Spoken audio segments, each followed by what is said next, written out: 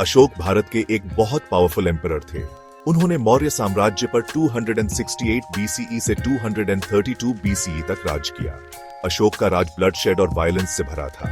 उन्होंने अपना empire expand करने के लिए कई वॉर्स लड़े। एक दिन अशोक के हार्ट में बहुत बड़ा बदलाव आया। उन्हें अपने किए हुए वायलेंस का बहुत पछतावा हुआ।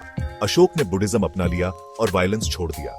उन्होंने अपना जीवन पीस और अपनी प्रजा के वेलबींग के लिए समर्पित कर दिया। उन्होंने अपने पूरे एम्पायर में हॉस्पिटल्स, रोड्स और रेस्ट स्टॉप्स बनवाए। अशोक को इंडिया के सबसे महान और प्यारे रूलर्स में से एक माना जाता है। उनकी लेगेसी आज भी दुनिया भर के लोगों को इंस्पायर करती है। अपने ट्रांसफॉर्मेशन के बाद अशोक नॉलेज के डिस्ट्रक्टिव पोटेंशियल के बारे में बहुत चिंतित हो गए। उन्हें डर था कि वेदास का नॉलेज गलत हाथों में पड़ सकता है।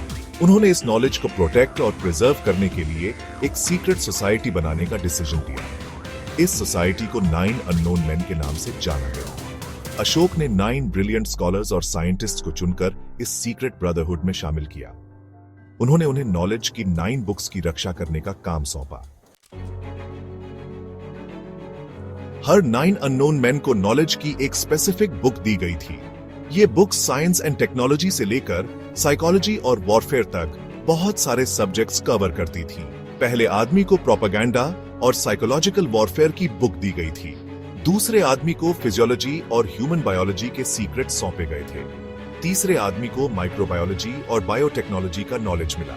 चौथे आदमी के पास एल्केमी और मेटल्स के ट्रांसम्यूटेशन की बुक थी। पांचवें आदमी के पास एक्स्ट्रा टेरेस्ट्रियल बीइंग्स के साथ कम्युनिकेशन की बुक थी। छठे आदमी के पास ग्रेविटी और एंटी ग्रेविटी टेक्नोलॉजी के सीक्रेट्स थे। सातवें आदमी को कॉस्मोलॉजी और यूनिवर्स के मिस्ट्रीज पता थे। आठवें आदमी लाइट और उसके मैनिपुलेशन का मास्टर था। नौवें आदमी के पास सोशियोलॉजी और सिविलाइजेशंस के राइज और फॉल को गवर्न करने वाले लॉज का नॉलेज था। 9 अननोन मैन को सीक्रेसी की कसम दिलाई गई थी। उन्हें फ्यूचर जनरेशंस के लिए अपनी बुक्स को अपडेट और प्रिजर्व करने का काम दिया गया था।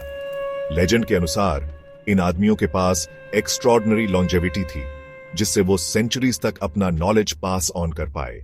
कुछ लोग मानते हैं कि 9 अननोन मैन आज भी एक्टिव हैं और बिहाइंड द सीन्स ह्यूमैनिटी को गाइड कर रहे हैं। उनकी स्टोरी हिस्ट्री, मिस्ट्री और इंट्रीग का एक फैसिनेटिंग ब्लेंड है। चाहे वो रियल हो या इमेजिनेशन की उपज, 9 अननोन मैन की लेजेंड आज भी हमारे इमेजिनेशंस को कैप्चर करती है। यह हमें नॉलेज के साथ आने वाली पावर और रिस्पॉन्सिबिलिटी की याद दिलाती है।